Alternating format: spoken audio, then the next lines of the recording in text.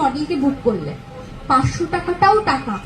আমি আজকে 40,000 নিতে পারি, কিন্তু যে মডেলটি 500 টাকায় কাজ করছে তার সঙ্গে তোমাদের 4টে বিল স্ট্রং হওয়া উচিত।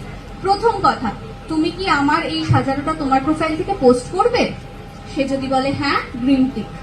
দ্বিতীয় কথা, তোমার সঙ্গে আমি কিন্তু ব্লগ কোলাবোরেশন পোস্ট করব।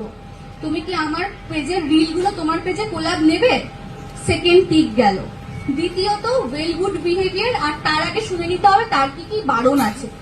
সে প্রিন্ট না করতে পারে, সে কন্ট্যাক্ট লেন্স না পড়তে পারে, এই সবগুলো আগে থেকে শুনে তারপরে মডেলকে বুক করা উচিত। সবার আগে মডেল বুক করার সঙ্গে সঙ্গে আমি 500 টাকা তোমাকে দিচ্ছি, মানে এই 500 টাকা আমার জীবনে অনেক মূল্যবান, তোমাকে আমার সাথে কোলাবোরেশন করতেই হবে। এইটা হচ্ছে মডেল এবং মেকআপ আর্টিস্টের মধ্যে ডিল হওয়া উচিত। আর তারপর বাকি প্রমোশন তো মডেলের দায়িত্ব। মডেল মানে শুধুমাত্র ড্যানি হয়ে সেজে বাড়িতে চলে যাওয়া পেমেন্ট নিয়ে নয়, মডেলেরও অনেক রেসপন্সিবিলিটি থাকে, যেটা আমি রিয়েলাইজ করেছি এবং 10 বছরের এই ক্যারিয়ার থেকে আমি অবজার্ভ করে এই একটা পুরো সার্কেল বের করে ফেলেছি যে মডেলদের কাজ কি কি হওয়া উচিত, যেটা আমার প্রোফাইলে তোমরা দেখলে বুঝতে পারবে আমি মেকআপ আর্টিস্টকে কিভাবে হাইলাইট করি এবং প্রমোশন করি। আমি নিজে এখনো বলি যে মডেল সাজিও না, পাশের বাড়ির মেয়েকে সাজাও, আগে প্রোফাইল রেডি করো, তারপর আমার সাথে শুট করো, নাহলে আমার ভ্যালু আমি দিতে পারবো না।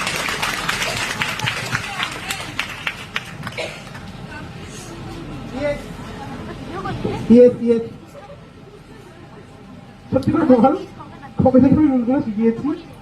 আমি আর ও এটা নিয়ে অনেক রিসার্চ করেছি।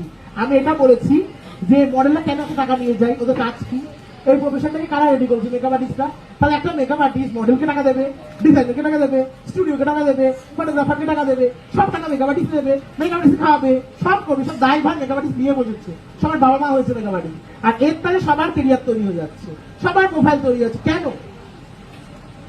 আমি এই নিয়মটার পক্ষপাতিত্ব নই।